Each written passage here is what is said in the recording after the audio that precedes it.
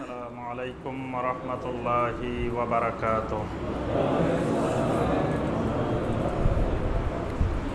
আউযু বিল্লাহি মিনাশ শাইতানির রাজীম। বিসমিল্লাহির রাহমানির রাহিম।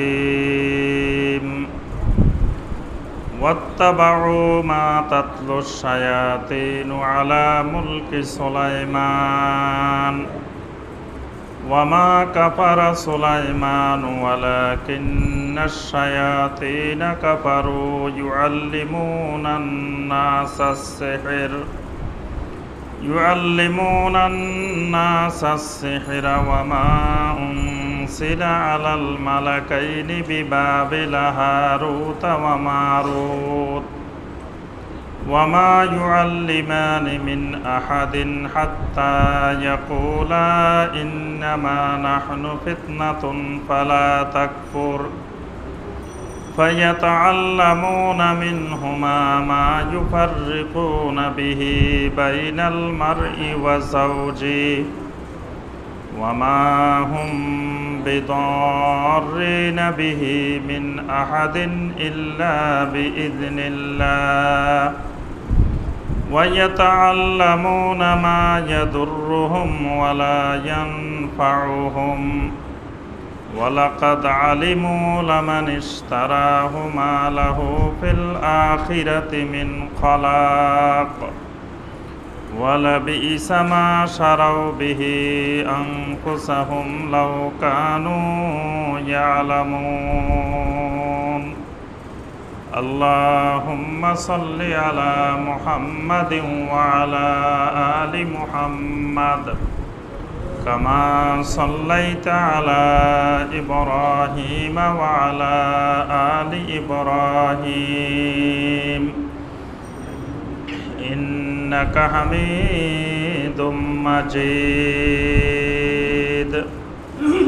اللهم بارك على محمد وعلى آل محمد كما باركت على إبراهيم وعلى آل إبراهيم إنك حميد مجيد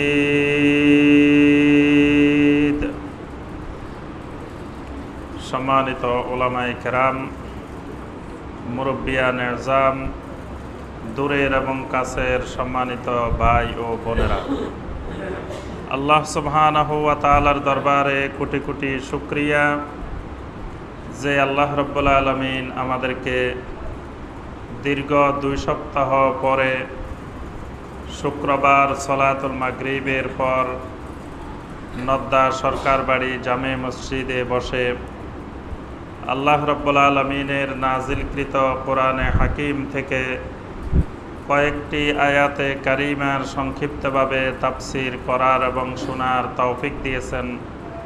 সেই রাব্বুল আলামিনের শুকর আদায় করি, সকলে বলি আলহামদুলিল্লাহ। কোরআনে হাকিমের যে সূরা থেকে আমাদের তাফসির চলছিল সেই সূরাটির নাম হলো সূরা আল বাকারা। আমাদের দ্বিতীয় দফায় যে ধারাবাহিক কোরআনে কারিমের তাফসির শুরু হয়েছে তার মধ্যে আমরা প্রথমে করেছি সূরা আল ফাতিহার তাফসির। সূরা আল ফাতিহার পরেই আমাদের সূরা আল বাকারার তাফসির চলছে। সূরা আল বাকারার 101 নম্বর আয়াতে কারিমা পর্যন্ত আমরা গত তাফসিরে আলোচনা করেছি। আজকে 102 নম্বর আয়াতে কারিমা থেকে আমাদের তাফসির হবে ইনশাআল্লাহ। আমাদের মূল তাফসিরে যাওয়ার আগে সংক্ষিপ্তভাবে আমরা একটি বিষয় আলোচনা করেই আমরা মূল তাফসিরে সূরা আল বাকারার 102 নম্বর আয়াতে আমরা চলে যাব ইনশাআল্লাহ।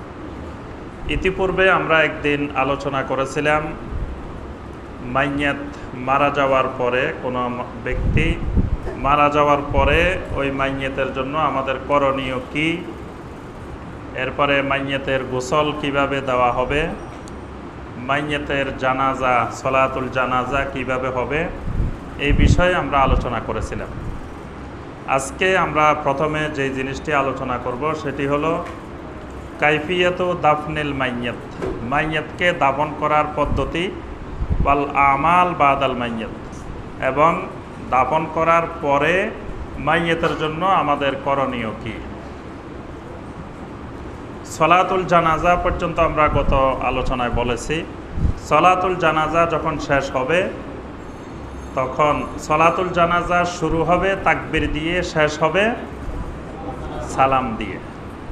সালামের পরে আর দ্বিতীয়বার আর কিছু করার দরকার নেই। সলাতুল জানাজাটা পুরাটাই দোয়া, মাইয়াতের জন্য দোয়া। সালাম ফিরানোর পরে আবার দোয়া করার দরকার নাই, দোয়া তো পুরাটাই দোয়া সলাতুল জানাজার মধ্যে। সুতরাং সালাম ফিরানোর পরে নবী সাল্লাল্লাহু আলাইহি সাল্লাম বা সাহাবায়ে কেরাম, তাবেঈনে কেরাম, তাবেঈনে কেরাম, যুগে যুগে কোনো ফুকাহায়ে কেরাম, ওলামায়ে কেরাম সালাম ফিরানোর পরে আর নতুন করে কোনো দোয়া মুনাজাত করেন নাই। এজন্য এটা একটি সুস্পষ্ট বিদআত। সলাতুল জানাজা শেষ হলে এরপরে মাইয়াতকে কবরস্থানের দিকে, যেই দিকে যেখানে দাফন করা হবে সেই দিকে নিয়ে রওনা দেওয়া হবে। রওনা দেওয়ার সময় আমাদের দেশে 40 কদম গণে। আপনাদের এলাকায় গণনা করে কিনা? জি জি, প্রথমে 4 জন নিয়ে 10 কদম যায়, তারপরে আবার পরিবর্তন করে আবার 10 কদম, এইভাবে করে করে 40 কদম। এটার কোনো দলিল ভিত্তিক প্রমাণ নাই, এটা সম্পূর্ণ বানানো একটি বিষয়। সুতরাং মাইয়াতকে নেওয়ার সময় এই জাতীয় কোনো 40 কদম 50 কদম এরকম গণনা করার কোনো প্রয়োজন নেই। সরাসরি মাইয়াতকে কবরের দিকে নিয়ে যাওয়া হবে। মাইয়াতকে নিয়ে যাওয়ার সময় আমাদের দেশে জোরে জোরে বলে যে সবাই কালেমা পড়েন, কালেমা শাহাদাত পড়েন, আশহাদু আল্লা ইলাহা ইল্লাল্লাহু ওয়াহদাহু লা শারীকা লাহু ওয়া আশহাদু আন্না মুহাম্মাদান আবদুহু ওয়া রাসূলুহু। কালেমা শাহাদাত ভালো জিনিস, এটা ঈমানের মূল জিনিস, কিন্তু ভালো জিনিস আবার সব জায়গায় লাগাই দেওয়া যাবে না। এজন্য নবী সাল্লাল্লাহু আলাইহি ওয়াসাল্লাম মাইয়াতকে নেওয়ার সময় বা সাহাবায়ে কেরাম এরকম মাইয়াতকে কবরে নেওয়ার সময় কালেমা শাহাদাত পড়েন নাই, বরং চুপে চুপে আওয়াজ না করে নীরবে শোকের পরিবেশে মাইয়াতকে কবরস্থানের দিকে নিয়ে যাওয়া হবে। এটাই হলো সুন্নাহ। মানে কোনো দোয়া দরুদ পড়ার দরকার নেই, বা দোয়া দরুদ পড়লে যে যার মনে যেটা চায় সেটা পড়তে পারে। কেউ জিকির আজকার করতে পারে, কেউ দরুদ পড়তে পারে, যার মনে যেটা চায়, তবে সেটা চুপে চুপে মনে মনে, জোরে জোরে চিৎকার দিয়ে না। অর্থাৎ মাইয়াতকে বাড়ি থেকে কবরস্থান পর্যন্ত নেওয়ার মাঝখানের পরিবেশটা হবে শোকের পরিবেশ। এখানে চুপচাপ ওই মাইয়াতের ব্যাপারে মানুষ চিন্তা ভাবনা করতে করতে শোকের মাধ্যমে চুপচাপ তাকে কবরস্থানে নিয়ে যাবে। জিকির আজকারে জোরে জোরে চিৎকার দিয়ে নয়। কবরস্থানে নেওয়া হলো, নেওয়ার পরে কবরে নামানো হবে। কবরে নামানোর ক্ষেত্রে মহিলাদের ক্ষেত্রে মাহরাম হতে হবে, মাহরাম ছাড়া অন্যরা কবরে নামবে না, যারা মহিলাদের মাহরাম। আর পুরুষের মাহরাম দরকার নাই, ওয়ালির অনুমতি সাপেক্ষে যে কেউ নেমে কবরে নামতে পারবে। নামার পরে কবরে যখন মাইয়াতকে রাখা হবে তখন বলা হবে বিসমিল্লাহি ওয়া আলা মিল্লাতে রাসূলিল্লাহ, অথবা বিসমিল্লাহি ওয়া আলা সুন্নাতে রাসূলিল্লাহ। দুটাই হাদিসে আছে, বিসমিল্লাহি ওয়া আলা মিল্লাতে রাসূলিল্লাহ অথবা বিসমিল্লাহি ওয়া আলা সুন্নাতে রাসূলিল্লাহ। এটা যারা কবরে নামবে তারাও বলবে, যারা কবরস্থানে উপস্থিত থাকবে তারাও বলবে। এটা বলতে বলতে কবরে মাইয়াতকে রাখা হবে। মাইয়াতের চেহারা, মুখমণ্ডলটা কেবলামুখী থাকবে। এরপরে যেই কাফনের কাপড়ের মধ্যে যে গিরাগুলো থাকবে সেগুলো খুলে দেওয়া হবে, সবগুলা গিরাই খুলে দেওয়া হবে। খুলে দিয়ে এবার আস্তে আস্তে উপরে বাঁশ দিয়ে তারপরে আপনার মাটি দেওয়ার কাজ শুরু হয়ে যাবে। মাটি দেওয়ার সময় আমাদের দেশে একটি দোয়া আছে, কোরআনে কারিমের একটি আয়াত তালাওয়াত করা হয়, মিনহা খালাকনাকুম ওয়া ফিহা নুঈদুকুম ওয়া মিনহা নুখরিজুকুম তারাতান উখরা। এটি কোরআনে কারিমের একটি আয়াত।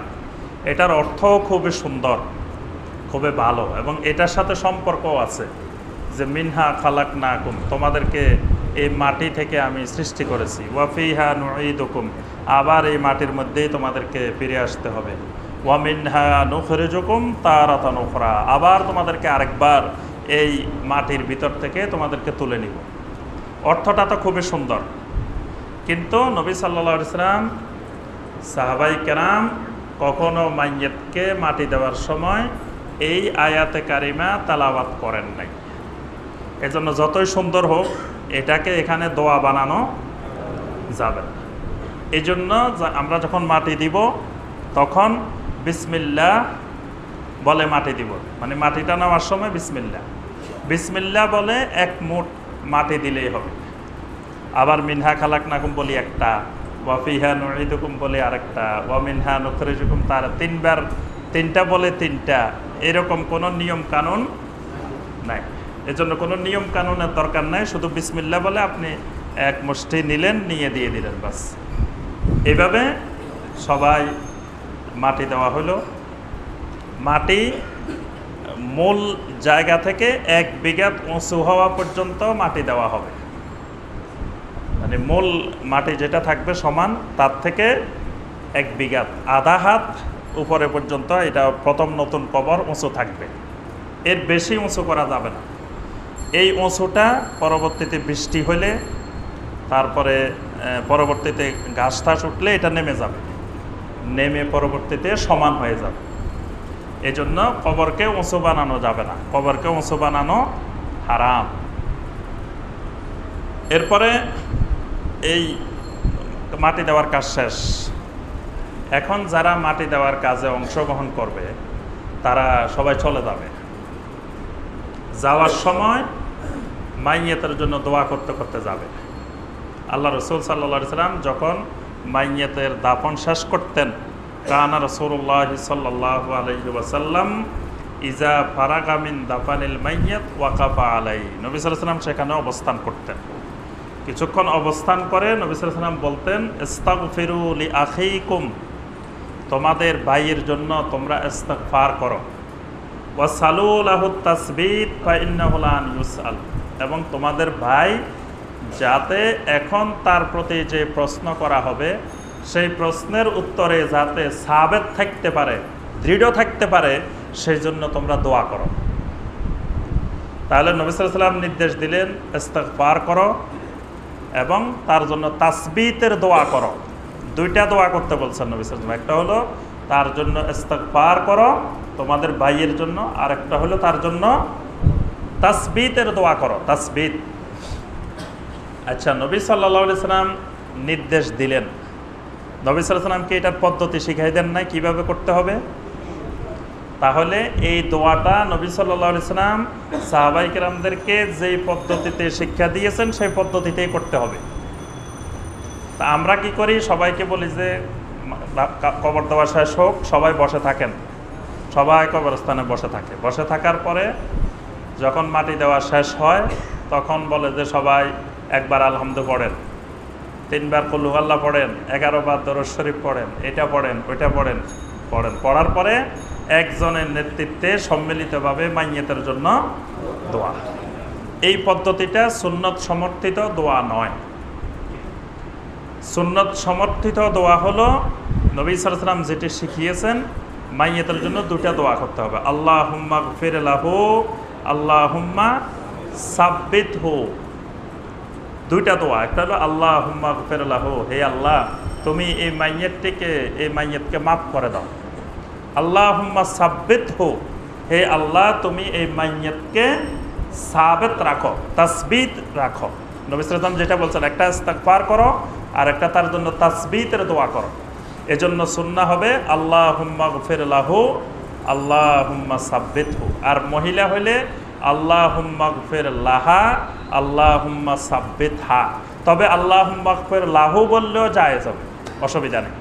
পুরুষ মহিলা, ওই যে আমরা জানাজার ক্ষেত্রে বলছি যে যদি আপনি আল্লাহুম্মা গফির লাহু বলেন তাহলে অর্থ হবে মাইয়াত, আর যদি আল্লাহুম্মা গফির লাহা বলেন তাহলে অর্থ হবে জানাজা। বুঝতে পারছেন? জানাজা হলো স্ত্রীলিঙ্গ, মাইয়াত হলো পুল্লিঙ্গ। তা আপনি যদি হু বলেন তো পুল্লিঙ্গের দিকে বোঝা যাবে, আর হা বললে স্ত্রীলিঙ্গের দিকে। এজন্য হু আর হার মধ্যে কোনো বেশ কম নাই। আপনি আল্লাহুম্মা গফির লাহু বললেও হবে, আল্লাহুম্মা গফির লাহা বললেও হবে। তাহলে আর সেখানে সূরা আল ফাতিহা পড়া, 3 বার কুল হুয়াল্লাহ পড়া, এতবার দরুদ পড়া, এগুলো নবী সাল্লাল্লাহু আলাইহি ওয়াসাল্লাম আমাদেরকে শেখান নাই। বাস সবাই মাটি দিয়ে এই দোয়া করতে করতে সবাই বাড়ি চলে যাবে, আল্লাহুম্মা গফির লাহু আল্লাহুম্মা সাব্বিতহু। এরপরে মাইয়াতের ওয়ারিস যারা থাকবেন তারা কিছুক্ষণ কবরের কাছে অবস্থান করবেন, অবস্থান করে তারাও দোয়া করতে থাকবেন, আল্লাহুম্মা গফির লাহু আল্লাহুম্মা সাব্বিতহু, এই দোয়া করতে থাকবেন। দোয়া করে এরপরে চলে যাবেন। আচ্ছা, এরপরে কথা হলো যে কবরের উপরে খেজুর গাছের শাখা, খেজুর গাছের ঢাল বপন করা, এটা লাগান। এবং তিরমিজির একটি হাদিসকে দলিল হিসাবে পেশ করে আমাদের দেশের অনেকেই। বলেন যে নবী সাল্লাল্লাহু আলাইহি ওয়াসাল্লাম একদিন 2টি কবরের পাশ দিয়ে যাচ্ছিলেন।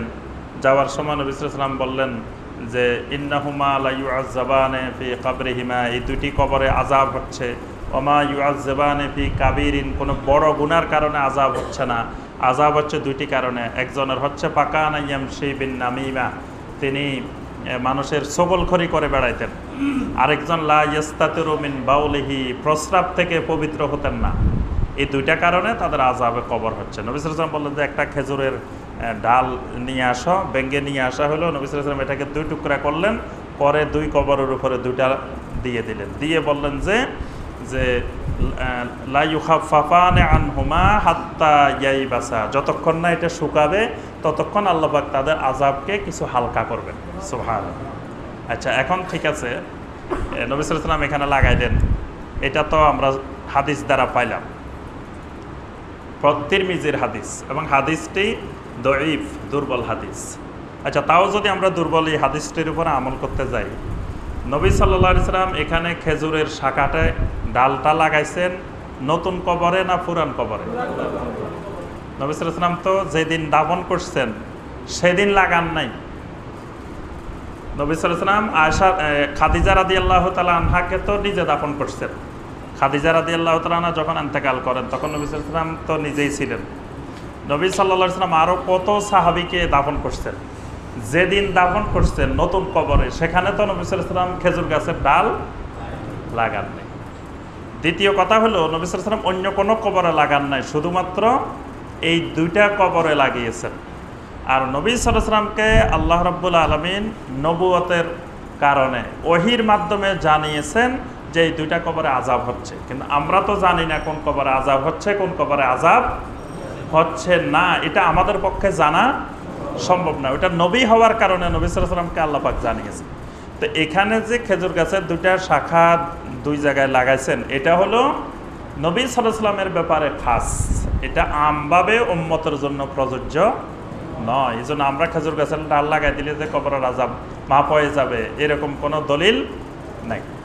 এরপরে কবরের 4 কোণায় 4টা খুঁটি গাড়ি, এক কোণায় কুল হুয়াল্লাহ, এক কোণায় কুল ইয়া আইয়ুহাল কাফিরুন, এক কোণায় কুল আউযু বিরাব্বিল ফালাক, আর এক কোণায় কুল আউযু বিরাব্বিন নাস। মানে এখানে কবরকে জাদু টোনা থেকে হেফাজত করতেছে, তাবিজ লাগাই দিচ্ছে, সূরাতুল মুআওযাত তাবিজ দিচ্ছে যে কবরে যাতে আর জাদু টোনা কিছু না ধরে। এখন মাইয়াতের আর জাদু টোনা ধরলে অসুবিধা কি? মাইয়াত মানুষের রোগ ব্যাধি যা আছে, মারা যাওয়ার পরে আর রোগ ব্যাধি থাকে না। আপনি যখন মারা যাবেন তখন দেখবেন যে আপনার আর মাথা ব্যথাও নাই, হাতে পায়ে ব্যথাও নাই, সব রোগ ভালো হয়ে যাবে। ডায়াবেটিস, প্রেশার যা আছে সব সুস্থ হয়ে যাবেন, আর কোনো রোগ ব্যাধি নেই। তা এখন এই মাইয়াতের যদি কেউ জাদুও করে, তা জাদু করলে আর অসুবিধা কি? তাহলে জাদু টোনার হেফাজতের আর এই মাইয়াতের দরকার নাই। তাহলে মাইয়াতের এই 4 কোণায় 4টা খুঁটি গেড়ে এই ফালাক, নাস, এখলাস, কাফেরুন এইগুলো পড়ার কোনো ভিত্তি নাই, কোনো প্রয়োজন নেই। অনেকে এই কিতাব বললে তখন প্রশ্ন করে পড়লে অসুবিধা কি? হ্যাঁ, সব তো খারাপ জিনিস না, এগুলো তো ভালো জিনিস। কুলিয়া পড়লাম, কুলহুয়াল্লাহ পড়লাম, এটাতে আপনার অসুবিধা কি? তো আমরা এই কথাটা বারবার বলি যে এটা অসুবিধা হলো এক জায়গায়। সেটা হলো কোন জায়গায়? যে আল্লাহ রসুল সাল্লাল্লাহু আলাইহি সাল্লাম এটাকে ভালো মনে করেন নাই। এবং ওই হাদিসটা দলিল, বুখারীর হাদিস, যে মুআবিয়া রাদিয়াল্লাহু আনহু বাইতুল্লাহর 4 কোণে যখন স্পর্শ করতেছিলেন তখন বাধা দিছিলেন কে? আব্দুল্লাহ ইবনে আব্বাস রাদিয়াল্লাহু তাআলা আনহুমা। তখন মুআবিয়া বলছিলেন যে আমি 4 কোণায় তো বরকত, আল্লাহর ঘর তো পুরাটাই বরকত, আমি দিলে লাগাইলে হাত দিয়ে স্পর্শ করলে অসুবিধাটা কোথায়? তখন আব্দুল্লাহ ইবনে আব্বাস রাদিয়াল্লাহু তাআলা আনহুমা বলছেন যে অসুবিধা এক জায়গায় আছে, সেটা হলো লাকাদ কানা লাকুম ফি রাসূলিল্লাহি উসওয়াতুন হাসানা, আল্লাহর রাসূলের মধ্যেই আছে তোমাদের জন্য উসওয়ায়ে হাসানা। তো আল্লাহ রসুল যার মধ্যে উসওয়ায়ে হাসানা, তিনি 4 কোণ স্পর্শ করেন নাই। আপনি স্পর্শ করার অর্থ হলো নবী সাল্লাল্লাহু আলাইহি ওয়াসাল্লাম এই কোণা স্পর্শ করলে যে বরকত আছে এটা আল্লাহ রসুল বুঝতে পারেন নাই, আপনি মুআবিয়া বুঝে গেছেন, মানে নবী সাল্লাল্লাহু আলাইহি ওয়াসাল্লামের থেকে একটু বেশি বুঝে গেছেন। এটাই হলো সমস্যা। তো এই 4 কুল পড়লে যে কোনো বরকত ফায়দা কিছু হবে, এটা আল্লাহ রসুল সাল্লাল্লাহু আলাইহি ওয়াসাল্লাম যেহেতু বুঝতে পারেন নাই, তা আমি তো নবী সাল্লাল্লাহু আলাইহি ওয়াসাল্লামের থেকে বেশি বোঝার দরকার নেই। সমস্যা এই জায়গায়। এই জন্য আমরা এটাই এতেকাদ, এটাই সুন্নাহ যে লাকাদ কানা লাকুম ফি রাসূলিল্লাহি উসওয়াতুন হাসানা, আল্লাহ রসুলের মধ্যেই আছে উসওয়ায়ে হাসানা। বাস, এবার দাফন কাফন শেষ, মাইয়াতকে কবরে রাখা হলো, দোয়া হয়ে গেল। এরপরে যে কাজটি সেটি হলো মাইয়াতের জন্য 2টি কাজ ওয়ারিসেরা করবে, দোয়া এবং সদাকা। আর অন্য মুসলিম করবে শুধুমাত্র দোয়া। কারণ হলো অন্য মুসলিমকে তো আর সম্পদ দিয়ে যাবে না। মাইয়াত মারা যাওয়ার পরে অন্য মুসলিম শুধু দোয়া করবে। আর মাইয়াতের যারা ওয়ারিস থাকবেন তারা তো মাইয়াতের সম্পদ পাবেন, এই জন্য মাইয়াতের সম্পদ থেকে তারা সদাকা করবেন। সূরা আল হাশরের 10 নম্বর আয়াত আল্লাহ পাক বলছেন, ওয়াল্লাযীনা জাউ মিন বাদিহিম ইয়াকুলুনা রাব্বানা ইগফির লানা ওয়া লিইখওয়ানিনাল্লাযীনা সাবাকুনা বিল ঈমান। আল্লাহ পাক বলেন, যারা পরবর্তীতে আসবে দুনিয়াতে তারা সবসময় আল্লাহর কাছে দোয়া করতে থাকবে, রব্বানা ইগফির লানা, রব্বুল আলামিন তুমি আমাকে মাফ করে দাও, আমাদেরকে মাফ করে দাও। ওয়ালি ইখওয়ানিনাল্লাযীনা সাবাকুনা বিল ঈমান, এবং আমাদের আগে যারা ঈমানের সাথে দুনিয়া থেকে অতিবাহিত হয়েছেন তাদেরকেও মাফ করে দাও। সুবহানাল্লাহ। সুতরাং আমাদের আগে যারা ঈমানের সাথে অতিবাহিত হয়েছেন এই দোয়া করলে সব মুমিনের মধ্যে অন্তর্ভুক্ত হয়ে যাবে। এটাই হলো মুমিন, এক মুমিন আরেক মুমিনের জন্য দোয়া করবে। আর মাইয়াতের ওয়ারিস যারা থাকবে তারা রব্বির হামহুমা কামা রব্বায়ানি সগীরা রব্বানা ইগফিরলি ওয়া লিওয়ালিদাইয়া ওয়া লিল মুমিনিনা ইয়াওমা ইয়াকুমুল হিসাব, এগুলা করবে। তারপরে নিজের বাসায় সবসময় মা বাবার জন্য, মুরব্বীদের জন্য দোয়া করবে। সবসময় দোয়া চলতেই থাকবে, দোয়ার কোনো দিন ক্ষণ সময় নির্ধারণ নাই, কন্টিনিউ চলতে থাকবে সবসময়, যখন সময় পাবে। আর দোয়াটা 2 মাধ্যমে হবে, একটা হলো আমভাবে সবসময় চলবে, আবার যদি কবরের কাছাকাছি যেয়ে থাকে তাহলে জিয়ারতে কবরের মাধ্যমে দোয়া। কবরস্থানে গিয়ে কি করবেন? নবী সাল্লাল্লাহু আলাইহি ওয়াসাল্লাম জিয়ারতে কবরের দোয়া শিখিয়ে দিয়েছেন। কবরস্থানে গিয়ে জিয়ারতে কবরের দোয়া বলতে হবে। জিয়ারতে কবর হলো দোয়ার জন্য, তেলাওয়াতের জন্য না।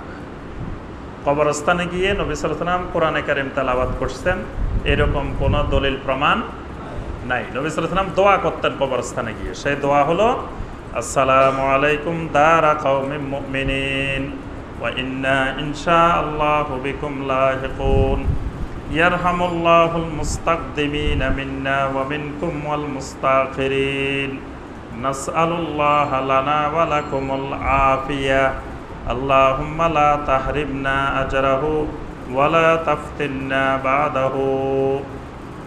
এটা হলো এক রাওয়ায়াত।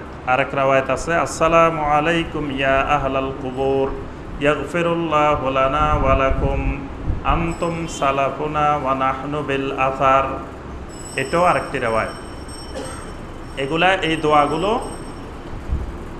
মদিনার বাকি কবরস্থানে, তারপরে মুআল্লা কবরস্থানে এবং আরবের বিভিন্ন কবরস্থানে এই দোয়াগুলো লেখা আছে, হাদিসের এই দোয়াগুলো। অর্থাৎ নবী সাল্লাল্লাহু আলাইহি ওয়াসাল্লাম সাহাবায়ে কেরাম যখনই কবরস্থানে যেতেন তখন এই দোয়াগুলো পড়তেন।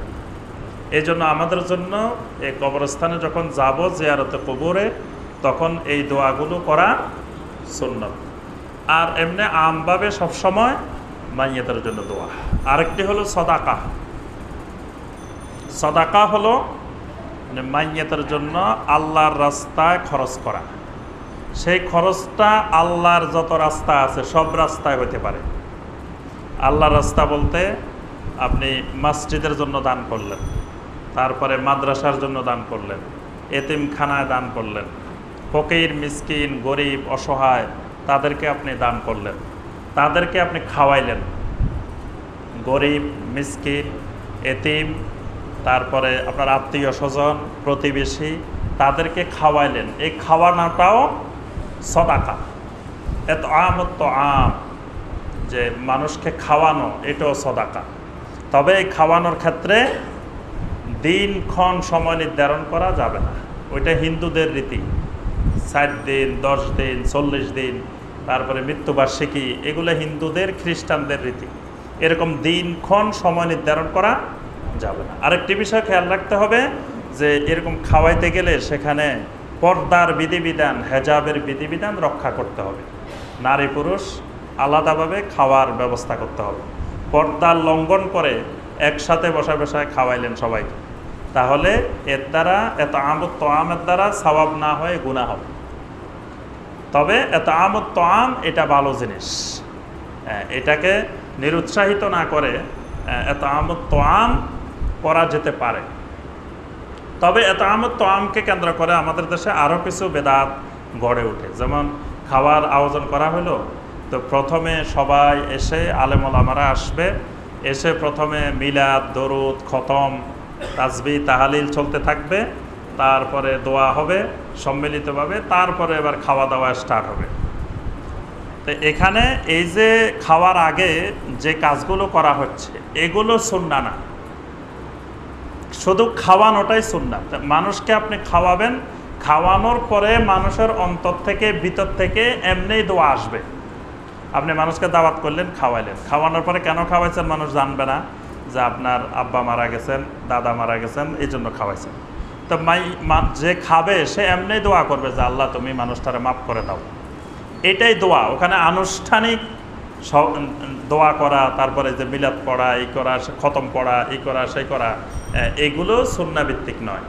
অর্থাৎ শুধু খাওয়ানোটাই একটা ইবাদত, খাওয়ানোটাই একটা সদাকা। তবে খাওয়ানোর ক্ষেত্রে আবার কিছু সমস্যা আছে। সেটা হলো আপনি খাওয়ানোর জন্য অনেক কষ্ট করে অনেক আয়োজন করলেন, কিন্তু দেখা গেল আপনি একটা খাবারের মধ্যে লবণ বেশি হয়েছে বা খাবারটা সুস্বাদু হয় নাই।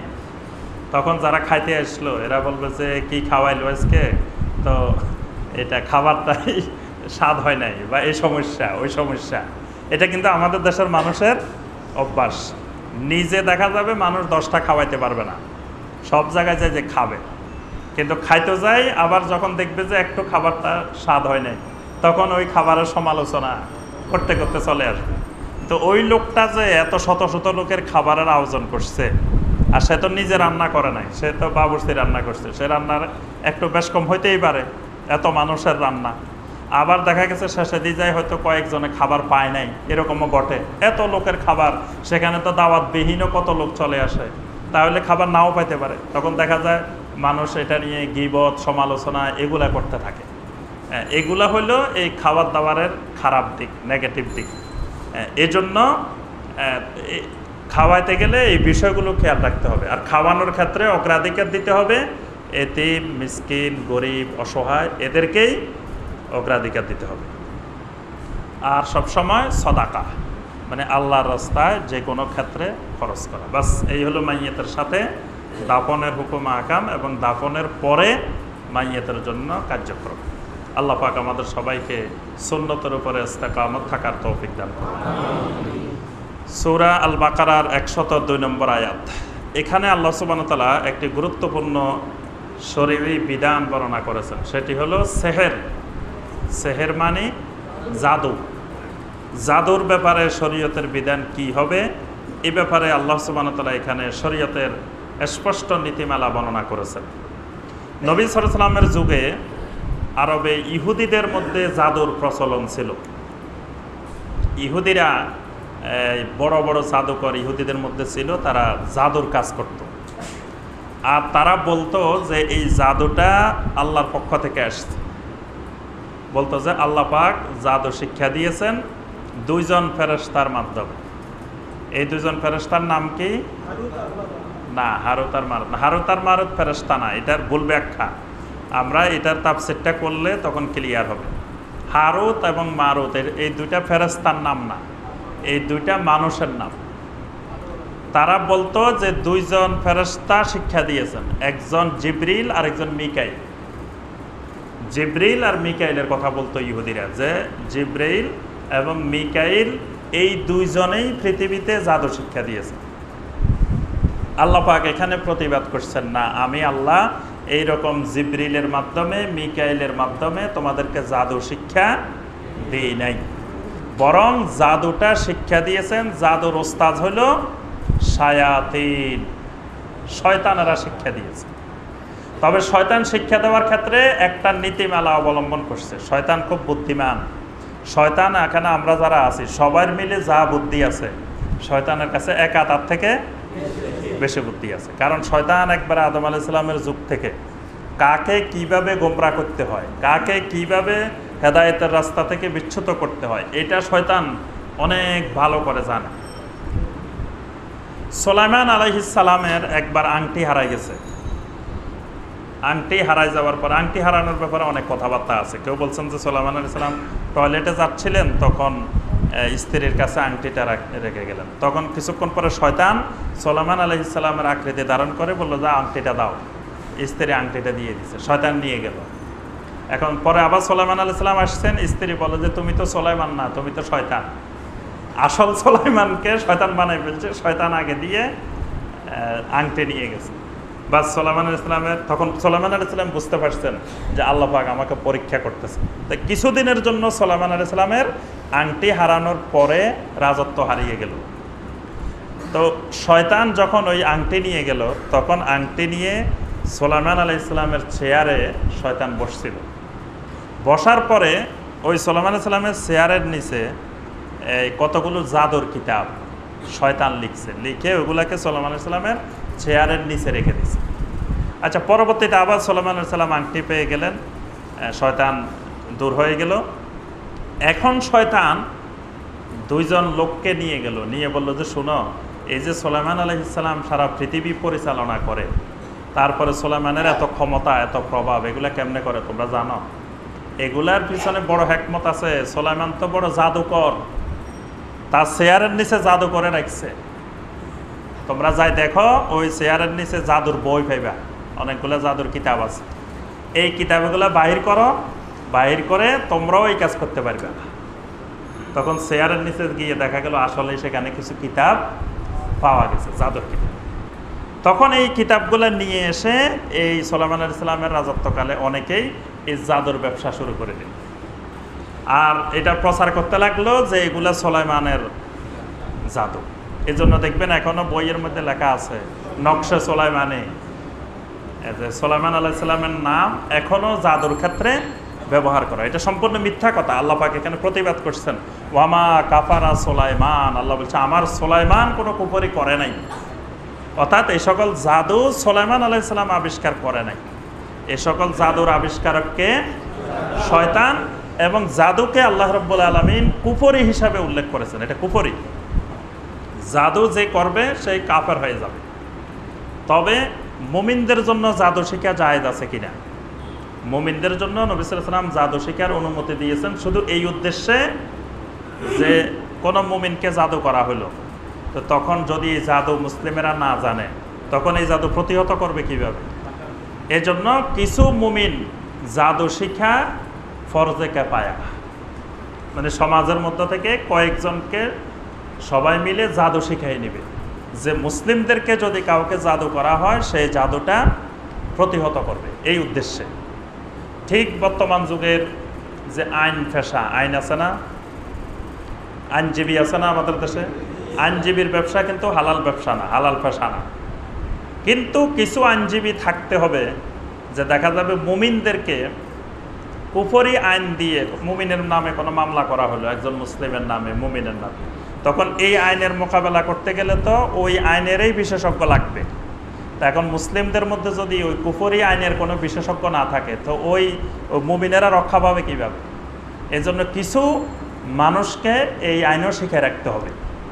এজন্য এই যে LLB করা, LLM করা, অনেকে এটারে বিশাল বড় বড় ডিগ্রি মনে করে, কিন্তু আমভাবে এটা জায়েজ নাই। কারণ এখানে যে আইন শেখানো হচ্ছে এগুলো ব্রিটিশ আইন, কাফের মুশরিকদের আইন, এগুলো কোরআনিক আইন না, কোরআনিক ল না এগুলো।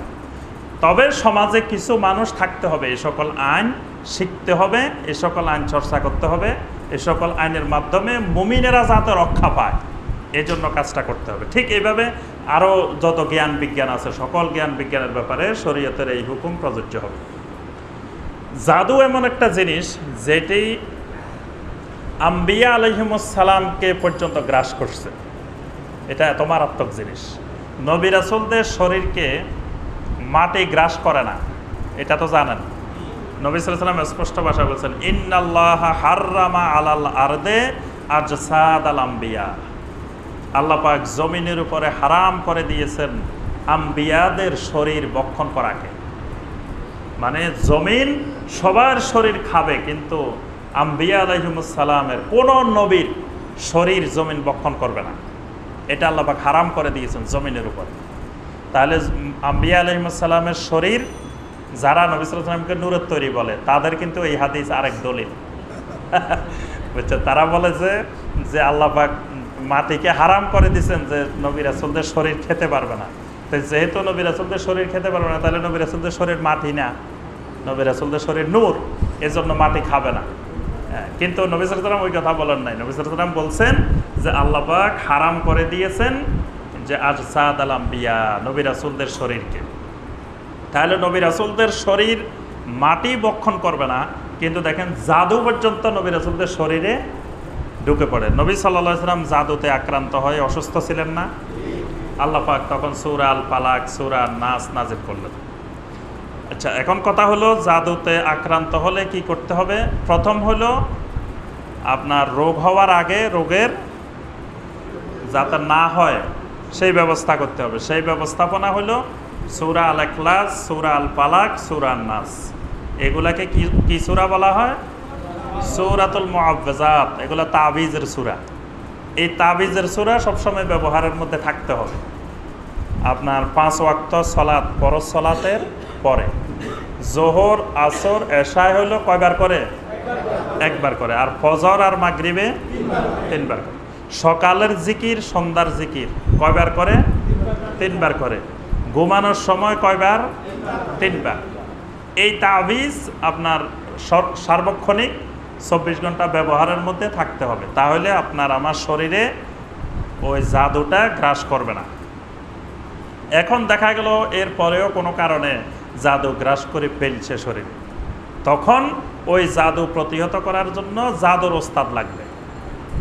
সমস্যা হলো আমাদের সমাজে যারা জাদুর ওস্তাদ, এরা বেশিরভাগই বেদাতি।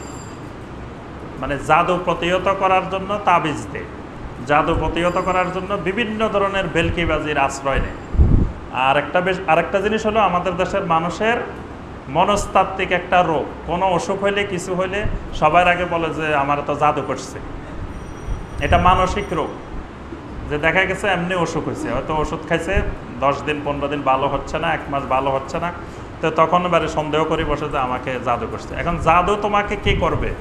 জাদু করা কি এত সহজ? মানুষ মনে করে যে এই জাদু করা মনে হয় একবারে সহজ। জাদু করা এত সহজ বিষয় না। জাদু করতে জানেন এরকম লোকে তো আমাদের দেশে নাই। জাদু করবেটাকে, বুঝতে পারছেন? জাদু কিন্তু খুব কঠিন জিনিস, জটিল জিনিস। জাদুর উপরে অনার্স করতে হয়, মাস্টার্স করতে হয়, পিএইচডি করতে হয়। আপনার ভারতের অনেক ইউনিভার্সিটি আছে, এটাতে জাদুর উপরে অনার্স আছে, মাস্টার্স আছে, পিএইচডি আছে। আমাদের দেশে তো একটা লোক নাই জাদুর উপরে পিএইচডি করছে। বাংলাদেশে, অথচ বাংলাদেশের হাজার হাজার মানুষের নাকি প্রতিদিন খালি জাদু করে। এগুলা হলো বাংলাদেশের মানুষের মানসিক রোগ। আসলে এগুলা কেউ তাদেরকে জাদু করে না, জাদু করার লোকে নাই বাংলাদেশে। আমরা জাদু করবে কি? জাদু এত সহজ, খালি আপনি কাগজ একটা লিখে দিলে বা মুদ্রার কাপড় একটু দিলে, সাদা কাপড় একটু দিলে, পাথর একটু দিলে কি জাদু হয়ে যায়? জাদু খুবই জটিল এবং খুবই কঠিন জিনিস। এটা করা যেমন জটিল, এটা প্রতিহত করাও জটিল। বুঝতে পারছেন? তা আমাদের দেশের মানুষের রোগ হলো মানসিক রোগ। তো দেখা যায় একজনের কাছে যায়, বলে যে ভাই আমার তো জাদু করছে। তো ওই যিনি ওখানে চিকিৎসা করতে বসছেন উনি হলেন আরেক বেলকিবাজ। উনি মনে করেন ফাইসি রুগী, তার মানসিক রোগ, উনিও বুঝতে পারে যে এটা মানসিক রোগ। তখন বলে যে আপনার এটা লাগবে, ওইটা লাগবে, 20,000 টাকা আপনার হাদিয়া। বাস 20,000 টাকা দিল, উনি কিছু তদবির দিয়ে দিল। দেওয়ার পরে এই লোকের মানসিক অবস্থা যে আমার তো এগুলো সব দূর হয়ে গেছে, সে এমনি সুস্থ হয়ে গেছে। মাঝখান দিয়ে 20,000 টাকা দিতে হলো, সে এমনি সুস্থ, তার মানসিকভাবে সুস্থ, এমনি সুস্থ। আসলে তাকে কেউ জাদুও করে নাই, কিছুই করে না। তারপরে আমাদের দেশে বাটি চালা দেয়, বাটি চালা দেখছেন না? বাটি চালা দিয়ে ভিতরের থেকে ইয়া তোলে, তাবিজ তোলে, বিভিন্ন কিছু তোলে। হ্যাঁ, এবং আমি নিজে দেখেছি যে এক লোক মুখের মধ্যে তাবিজ নিয়ে এসে বাটি চালা দিছে। পরে আমি তাকায় রয়েছি কোন মুহূর্তে এটা মুখের থেকে বাইর করে। দেখেছি এক জায়গায় গিয়ে হঠাৎ করে মুখের থেকে দিয়ে বলতেছে যে এখানে এখানে আছে, এখানে আছে। আমি বললাম যে আপনি মুখের থেকে বাইর করলেন কি? এখন আর কোনো কথা বলে না, মুখের থেকে বাইর করে। তারপরে এখানে লুঙ্গির মধ্যে গুজাই রাখে। তো যাই, ওখানে পানির মধ্যে যা কয়েকটা জায়গা আছে, পুকুরের ঘাটে যাইব, চুলার মধ্যে যাইব, খাটের নিচে যাইব, এগুলো তার নির্ধারিত করা আছে। এগুলো হলো সব মানুষের সাথে বেলকিবাজি করা, ধোকাবাজি, প্রতারণা। ধোকাবাজি, প্রতারণা করে মানুষের থেকে কিছু টাকা হাতিয়ে নেওয়া। মানুষের মানসিক রোগ সারানোর জন্য এই জাতীয় প্রতারণার আশ্রয় নেওয়া হয়। আরেকটা হলো বেশিরভাগ জটিলতা যেটা আমাদের দেশে, সেটা হলো স্বামী স্ত্রীর ঝগড়া। স্বামী স্ত্রীর একটু ঝগড়া হইলেই তখন স্ত্রী দৌড় মারে, স্বামীকে কিছু করতে হবে, মিল মহব্বতের তাবিজ দরকার। এই ব্যবসা হলো সবচেয়ে রমরমা ব্যবসা আমাদের দেশে। কেউ কোনো হুজুর যদি বসে বসে মিল মহব্বতের তাবিজ লিখতে পারে, তাহলে এটার মতো ব্যবসা আর বাংলাদেশের দ্বিতীয় কোনোটা নাই, যে মিল মহব্বতের ব্যবসা। পৃথিবীতে এমন কোনো স্বামী স্ত্রী নাই যে স্বামী স্ত্রীর মধ্যে কোনোদিন ঝগড়া হয় নাই, মতবিরোধ হয় নাই। এইরকম স্বামী স্ত্রী মনে হয় আল্লাহর জমিনে নাই। এটা হবে, এটা হওয়াটাই স্বাভাবিক। নবী সাল্লাল্লাহু আলাইহি সাল্লামের স্ত্রীদের সাথে পর্যন্ত নবী সাল্লাল্লাহু আলাইহি সাল্লামের ঝগড়া বিবাদ হয়েছে, হয় নাই? তাই যেই ঘর জান্নাতি ঘর, যেই ঘরের মহিলাগুলো উম্মাহাতুল মুমিনিন, সারা দুনিয়ার কোটি কোটি মুমিনের মা, যারা সবাই বলা যায় জান্নাতের সার্টিফিকেট প্রাপ্ত মহিলা, যেই ঘরে আল্লাহ রসুল সাল্লাল্লাহু আলাইহি সাল্লামের মতো রাসূল তারা সচক্ষে সশরীরে যারা পেয়েছে, একই বিছানায় যারা পেয়েছে রাসূলকে, সেই ঘরেও ঝগড়াঝাটি হয়েছে। তাহলে আর অন্য ঘরের কথা তো আর প্রশ্নই নেই। তাহলে স্বামী স্ত্রীর ঝগড়াঝাটি হবে, এটা স্বাভাবিক। কিন্তু হইলেই দেখা যায় যে এই মহব্বতের তাবিজ তোমারের জন্য আমাদের দেশে দৌড়াদৌড়ি। আবার স্বামীর যদি একটু অসুখ হইতে পারে, তখন স্বামীর মা, তারপরে ভাই সবাই বলে যে বউ এই কাজ করছে, বউয়ে তাবিজ তোমার করছে, চিনি বড়া খাওয়াই দিছে। চিনি বড়া আনি মহব্বতের জন্য খাওয়াইছে, চিনি বড়ায় উল্টা রিয়াকশন করছে, মানে মহব্বতের জায়গায় শত্রুতা বেড়ে গেছে। তারপরে কেউ বলে যে মানে বউয়ের উপরে সন্দেহ, সব সন্দেহ যে ছেলের বউ কাজ করছে। বিশেষ করে আমাদের এলাকায় খুব বেশি। আমাদের এলাকায় তো ছেলেরা সব বিদেশ থাকে, তো বিদেশ থেকে ধরেন 2 বছর পরে আসে, আসার পরে যদি ছেলের কোনো কারণে একটু অসুস্থ হইতে পারে, বাস সাথে সাথে ছেলের মা বাবা সবাই মিলে এই বউ এই কাজ করে দিছে, সর্বনাশ, আমার ছেলেরে চিনি বড়া খাওয়াই দিছে, জাদু করে দিছে। আর কিছু কবিরাজ বসে থাকে, যখনই যাবে যে মহিলা যাই বললো যে হুজুর একটু দেখেন তো আমার ছেলে তো বিদেশ থেকে আসছে, অসুখ হয়েছে। হ্যাঁ, আপনার ছেলের এক মহিলা খাওয়াই দিছে, নাম বলবে না কে খাওয়াইছে, তো বলছে এক মহিলা খাওয়াই দিছে, মানে হেরা বুঝবে যে ছেলের বউ খাওয়াইছে। সেও নাম না বলে পরোক্ষভাবে বুঝাচ্ছে যে ছেলের বউ এই কাজ করে দিছে। বুঝতে পারছেন? মানে কিচ্ছু হয় নাই, কিন্তু সে টাকা নেওয়ার জন্য বলতেছে যে এই কাজ। একজন আমাদের দেশে এই কবিরাজের ব্যবসায়ী যারা, তাদের মধ্যে এক বড় বড় ব্যবসায়ী হলো জিনের ব্যবসা। যে অনেকে বুঝাতে চায় যে আমার সাথে জিন আছে, জিন দিয়ে আমি এসব কাজ করে থাকি, তাবিজ দিয়ে আসি, তাবিজ উঠাই নিয়ে আসি।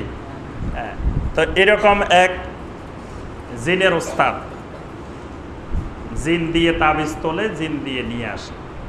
তো একবার আমাদের এলাকায় ওই জিনের ওস্তাদের কাছে আমরা গেলাম, গিয়ে বললাম যে আচ্ছা আমার মামা অসুস্থ, দেখেন তো কি হয়েছে। তো ঠিক একই চিকিৎসা, দেখি যে উনি একটা কিতাব বের করছে। কিতাবটা হলো আরবি গ্রামারের বই, আরবি গ্রামারের ফার্সি বই, সে পুরানা আমলের বই। তো ওইটা তো সাধারণ মানুষ দেখলে বুঝবে না এটা কি। আমি দেখেই বুঝে গেলাম যে এটা তো নাহর বই, ফার্সি বই, নাহর বই বের করছে। আচ্ছা, নাহর বই বের করে এবার জিজ্ঞেস করলো নাম কি, নাম এটা, বাপের নাম এটা, মার নাম এটা। আচ্ছা, এখান থেকে না বইয়ের মধ্যে যে কথাটা নাই এইরকম একটা জিনিস সে পড়লো, আন্দাজি, মানে আন্দাজি একটা জিনিস সে পড়লো। পরে বলতেছে যে হ্যাঁ আপনার তো সর্বনাশ, আপনার এক মহিলা আপনারা তাবিজ করে দিছে, আপনার ঘরের মধ্যে 5টা তাবিজ আছে, এই তাবিজ জিন দিয়ে নিয়ে আসতে হবে, তো আপনার 10,000 টাকা লাগবে। আচ্ছা ঠিক আছে। তা আমি বললাম যে 10,000 টাকা না, আপনি 20,000 টাকা দিব আপনাকে ওই তাবিজ নিয়ে আসার পরে। তা আগে একটা কাজ করেন, আমি ওই ঘরের মধ্যে আপনি যেখানে বলেন সেখানে একটা জিনিস রাখবো, আপনার জিনকে দিয়ে ওই জিনিসটা নিয়ে আসবেন, আগের দিন নিয়ে আসবেন, পরে তাবিজ তুলিয়েন। আজকে নিয়ে আসবেন, কালকে তাবিজ তোলেন। তো আমি রাখবো ঘরের মধ্যে, সকালবেলায় আপনি আমাকে জিনিসটা বুঝাই দিবেন, তাহলে আমি বুঝবো যে আপনার জিন ঠিক মতো কাজ করতেছে। না হয় বুঝবো কিভাবে আপনার জিন যে নিয়ে আসছে, না আপনি বানাইছেন না কে নিয়ে আসছে। উনি বলে যে আরে হুজুর কি বলেন, এটা তো একবারে সহজ। ঠিক আছে আপনি রাখবেন। এবার আমাকে কিছু শর্ত সারায়েত দিল যে আপনি যে জায়গায় রাখবেন এই জায়গায় সুন্দর করে লেপে তেপে পরিষ্কার করে দিবেন, কোনো মহিলা ওখান দিয়ে যাতায়াত করতে পারবে না। আচ্ছা ঠিক আছে, আমি বললাম যে মহিলাদের জন্য ওখান দিয়ে 144 দ্বারা জারি করে দিব, যে কোনো মহিলা ওই আশেপাশে, ওই রুমের আশেপাশে যেতে পারবে না। তারপরে ওখানে পরিষ্কার পরিচ্ছন্ন করা হবে। তারপরে কয় একটা কোরআন শরীফ রাখবে। আচ্ছা ঠিক আছে, কোরআন শরীফও রাখবে, মানে জিন অপবিত্র জায়গায় যাবে না, একবারে পবিত্র হইতে হবে। এখন তাবি জানবো যে ওই সময় জিন যাবে কিভাবে, ওই সময় তো আর পবিত্র অপবিত্র লাগতেছে না। যা যা শর্ত দিছে সব শর্ত দিয়ে বললো যে আপনি ওই বুধবারে রাখে দিবেন, রাতে 2টা-3টার সময় আমার জিন যাই নিয়ে আসবে। বাস আমি অপেক্ষা করতেছি যে জিন আসবে, জিনের সাথে একটু কথাও বলবো, দেখবো, আর জিন এটা নিবে, তাহলে জীবনে বিশাল অভিজ্ঞতা হলো। এখন সবাই তো ভয় পাইতেছে, আমাকে আবার জিনে কি করে না কি করে। ও বাবা এই ঘরের কাছে কিনারে যাইস না, দূরে থাক, জিনে আবার তোরে কি করে না। আমি কেন জিনে যাই করুক, আমি একবার জিন দেখবো কিভাবে নিতেছে। বসে আছি, জিনের কোনো খবর নাই। সকালবেলায় গেলাম যে কই আমার ওই জিনিসটা আনছে কিনা হুজুরে। কয় আরে কালকে তো আমি অসুস্থ ছিলাম, জিন ইয়া করতে পারিনি, হাজিরে মিলাইতে পারিনি। আচ্ছা ঠিক আছে। পরে এইভাবে উনি 10-15টা তারিখ দিছে, ওই পর্যন্ত উনি হাজিরা মিলাইতে পারে নাই। বুঝতে পারছেন? এগুলা হলো মানে 100% ভেলকিবাজি, মিথ্যা। এই জিনের কথা বলে, জাদুর কথা বলে, এই কথা বলে, সেই কথা বলে, এগুলো মানুষের সাথে কিছু টাকা পয়সা কালেকশন করা, মানে এগুলো একটা ব্যবসার পাঁত বসানো। এগুলোই হলো মানে জাদুর নামে। জাদু এত সহজ বিষয় না, জাদুর উপরে ব্যাপক পড়াশোনা করতে হয়, তারপরে যা জাদু করতে পারে। আপনার একটা সুস্থ স্বাভাবিক মানুষকে আপনি জাদুর মাধ্যমে অসুস্থ করবেন, এটা এত সহজ বিষয় না। বুঝতে পারছেন? এই জন্য এটার উপরে অনার্স, মাস্টার্স, পিএইচডি করে আসতে হয় আপনি জাদু করার জন্য। গভীর পড়াশোনা করতে হয়, জাদু অনেক কঠিন জিনিস। সুতরাং আমাদের দেশে জাদু করাও হয় না, জাদু প্রতিহতও হয় না। জাদুর নামে যা কিছু হয় সেগুলো মানে মিথ্যা, প্রতারণা, ধোঁকা। তবে জাদু হক, জাদুকে বিশ্বাস করতে হবে। আবার জাদুকে যদি বলতে না, জাদু নামে কিছু নেই। কিছু লোকের বেলকিবাজি দেখে আপনি যদি মনে করেন যে না জাদুই নাই, তাহলে ঈমান চলে যাবে। জাদু হক, কারণ জাদু কোরআনে কারিমের এই সূরা আল বাকারার 102 নম্বর আয়াত, এটা দ্বারা স্বীকৃত আবার নবী সাল্লাল্লাহু আলাইহি ওয়াসাল্লামকে জাদু করেছেন, এটা তো হাদিস দ্বারা স্বীকৃত। আবার সূরা আল ফালাকের মধ্যে ওয়ামিন শাররিন নাফাসাতি ফিল উকাদ, গিরার মধ্যে ফুৎকারকারিনীর অনুষ্ঠতা থেকে, এই গিরার মধ্যে ফুৎকার বলতে জাদুকেই বোঝানো হয়েছে। এখানে আল্লাহ সুবহানাহু ওয়া তাআলা ইহুদিদের যে ধারণাটা ছিল যে এই জাদু শিক্ষা দিয়েছে জিবরিল আর মিকাইল আলাইহিস সালাম, আর সুলাইমান আলাইহিস সালামের সাথে জাদুর একটা সম্পর্ক আছে। আল্লাহ পাক এই কথাটা প্রতিবাদ করে আল্লাহ পাক বললেন সুলাইমান আলাইহিস সালামের সাথে জাদুর কোনো সম্পর্ক নাই, জিবরাইল মিকাইলের সাথে কোনো সম্পর্ক নাই, বরং এটা শয়তানের আবিষ্কার, আর এটা সম্পূর্ণরূপে একটা কুফরি। আল্লাহ পাক ইরশাদ করেন ওয়াত্তাবাউ মা তাতলু শায়াতিনু আলা মুলকি সুলাইমান, ওয়াত্তাবাউ মা তাতলু শায়াতিন, শয়তানেরা যেই জিনিসগুলো আবৃত্তি করত, তেলাওয়াত করত, ওয়াত্তাবাউ এই ইহুদিরা সেই জিনিসগুলোরই ইত্তেবা করতেছে, সেই জিনিসগুলোর অনুসরণ করছে। আলা মুলকে সুলাইমান, সুলাইমান আলাইহিস সালামের রাজত্বকালে, সুলাইমান আলাইহিস সালামের রাজত্বকালে শয়তানেরা যেই জিনিসগুলো বের করেছিল সেইগুলোরই ইত্তেবা করতেছে এই ইহুদিরা। ওয়ামা কাফারা সুলাইমান, আল্লাহ পাক স্পষ্ট করে দিলেন ওয়ামা কাফারা সুলাইমান, সুলাইমান কোনো ধরনের কুফরি করেননি। ওয়ালাকিন্নাশ শায়াতিন কাফারু, কুফরিটা করেছে কারা? শায়াতিন, শয়তানেরাই কুফরি করেছে। ইউআল্লিমুনান নাসাস সিহরা, কুফরিটা কিভাবে করলো শয়তান? ইউআল্লিমুনান নাসাস সিহরা, তারা মানুষদেরকে জাদুবিদ্যা শিক্ষা দিত, জাদুবিদ্যার তালিম দিত। এই তালিম দেওয়ার মাধ্যমে শয়তানেরা কুফরি করেছে, অর্থাৎ জাদুটা একটা কুফরি। ওয়ামা উনজিলা আলাল মালাকাইন, এখানে এই বাক্যটার অর্থ করতে গিয়ে একটা ভুল অর্থের শিকার আমরা আমাদের দেশের লোকেরা। তাফসিরে তবারি, তাফসিরে কুরতুবি, তাফসিরে ইবনে কাসির, সকল তাফসিরে বলা হয়েছে এখানে ওয়ামা উনজিলা আলাল মালাকাইন, এই বাক্যটার সম্পর্ক হবে ওয়ামা কাফারা সুলাইমান, মানে বাক্যটা হবে এইভাবে ওয়ামা কাফারা সুলাইমান ওয়ামা উনজিলা আলাল মালাকাইন, অর্থাৎ সুলাইমান আলাইহিস সালাম কোনো কুফরি করেননি, আর ওই দুই ফেরেশতার উপরে আল্লাহ পাক কোনো জাদু নাজিল করেননি। ওই দুই ফেরেশতা মানে কে কে? জিবরাইল আর মিকাইল। বিবাবিলা হারুত ওয়া মারুত, এই বাক্যটার সম্পর্ক হবে ইউআল্লিমুনান নাসাস সিহরা বিবাবিলা হারুত ওয়া মারুত, মানে আরবি ব্যাকরণের নিয়ম অনুযায়ী এরকম আগে পরে হওয়ার অনেকগুলো বিধিবিধান আছে, ওই বিধিবিধান অনুযায়ী বাক্যটা মিলবে এইভাবে। ইউআল্লিমুনান নাসাস সিহরা, তারা দুনিয়ার মানুষদেরকে জাদু শিক্ষা দিত। বিবাবেলা কোথায়? বাবেল শহরে। বাবেল শহর কোথায়? ইরাক, বেবিলন নগরী, ইরাকের প্রাচীন বেবিলন সভ্যতা, এই বেবিলন নগরীতে তারা জাদু শিক্ষা দিত। হারুত ওয়া মারুত, হারুত এবং মারুত নামে দুই ব্যক্তি, এরা ফেরেশতা না। একদিন আমরা এখানে তাফসিরে বলছিলাম যে আল্লাহ পাক কোরআনে কারিমে কয়জন ফেরেশতার নাম উল্লেখ করেছেন? তিনজন, জিবরিল, মিকাইল, আরেকজন হইল মালেক। তো তখন এক ভাই জিজ্ঞাসা করছিল যে হারুত মারুত দুইজনের নাম আছে না, এটা জিজ্ঞাসা করছিল। হারুত এবং মারুত এই দুইটা ফেরেশতার নাম না, এই দুইটা হলো দুজন ব্যক্তির নাম, মানুষের নাম। ওই মানুষগুলা বেবিলন শহরে মানুষদেরকে জাদু শিখাইত।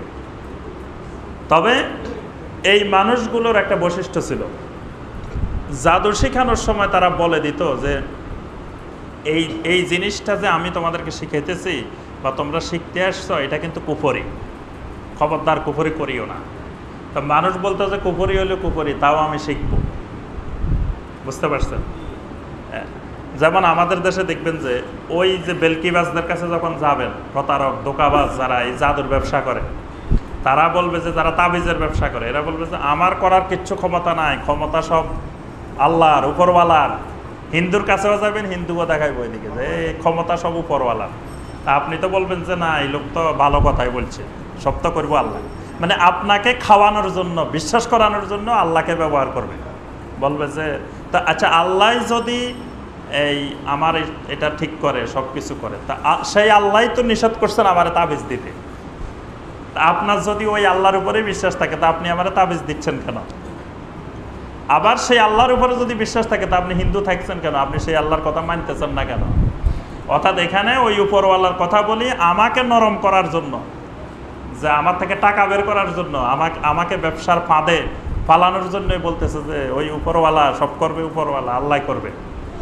তো ঠিক এই হারুত আর মারুতও তাদেরকে বলতো যে খবরদার জাদু শিখিও না। ওয়ামা ইউআল্লিমান মিন আহাদিন, তারা দুইজনে এমন কোন মানুষকে শিক্ষা দিত না, হাত্তা ইয়াকুলা ইন্নামা নাহনু ফিতনাতুন, যতক্ষণ না তারা এই কথা বলে দিতেন ইন্নামা নাহনু ফিতনাতুন, আমরা তো পরীক্ষা স্বরূপ, পালা তাকফুর, খবরদার জাদু শিখে কুফরি করিও না। ফায়াতাআল্লামুনা মিনহুমা মা ইউফাররিকুনা বিহি বাইনাল মারই ওয়া যাওজিহি। দেখেন একটি গুরুত্বপূর্ণ বাক্য আল্লাহ পাক এখানে উল্লেখ করেছেন, যে মানুষেরা এসে তাদের কাছে বলতো যে ভাই আমাদেরকে কিছু শিখাইও না, একটা জিনিস শিখাও, সেটা হলো স্বামী স্ত্রীর মধ্যে কিভাবে ঝগড়া লাগাই দেওয়া যায়, স্বামী স্ত্রীর মধ্যে কিভাবে বিচ্ছেদ ঘটানো যায়, ওই জাদুটা শিখাই দাও। দেখেন অন্য জাদু শিখতে চাইতো না, এটাই গুরুত্বপূর্ণ, যে স্বামী স্ত্রীর মধ্যে ঝগড়া লাগাই দেওয়া, কারণ এটা ভালো ব্যবসা। যে জাদু দিয়ে যদি ঝগড়া লাগাই দিতে পারে, আবার যখন স্বামী স্ত্রী দৌড়াই আসবে তখন আবার চিকিৎসা করতে পারবে, যে আবার বলবে যে ঠিক আছে তোমাদের এই ঝগড়াঝাটি সব কিছু মিলমিশ মহব্বতের তাবিজ দিয়ে দিব।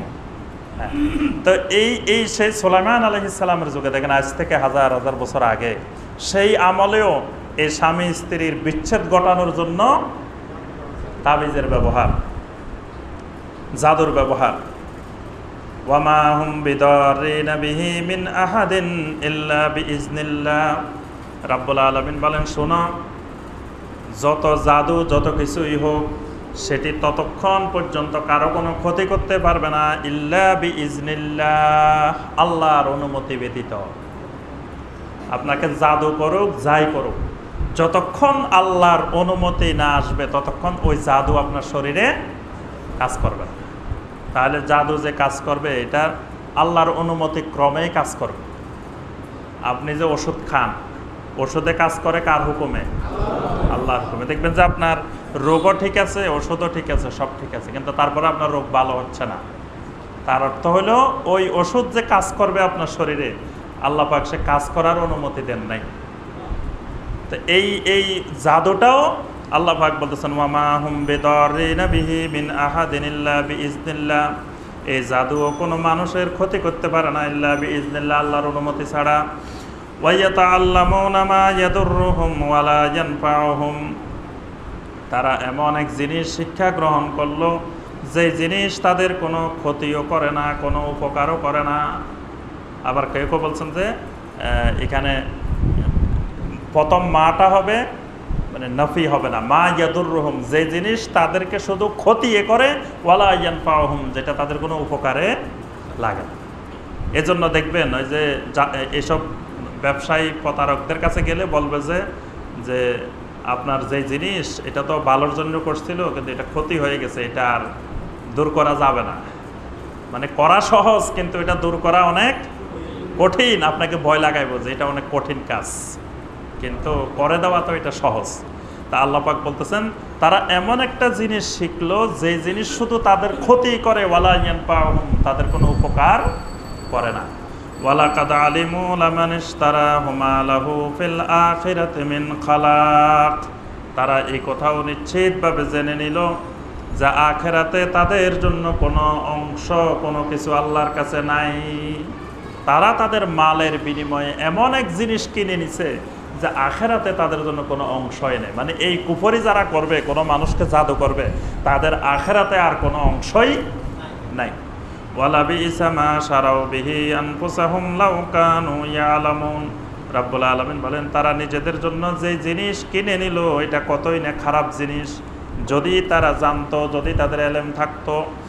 ওয়ালাউ আন্নাহুম আমানু ওয়াত্তাকাউ লামাসুবাতুম মিন ইনদিল্লাহি খায়র লাউ কানু ইয়ালামুন, যদি তারা এই কুফরির পথ ছেড়ে দিয়ে ঈমান আনতো আর তাকওয়ার পথ অবলম্বন করতো, লামাসুবাতুম মিন ইনদিল্লাহি খায়র, তাহলে আল্লাহর পক্ষ থেকে তাদের জন্য অনেক কল্যাণ নিহিত ছিল।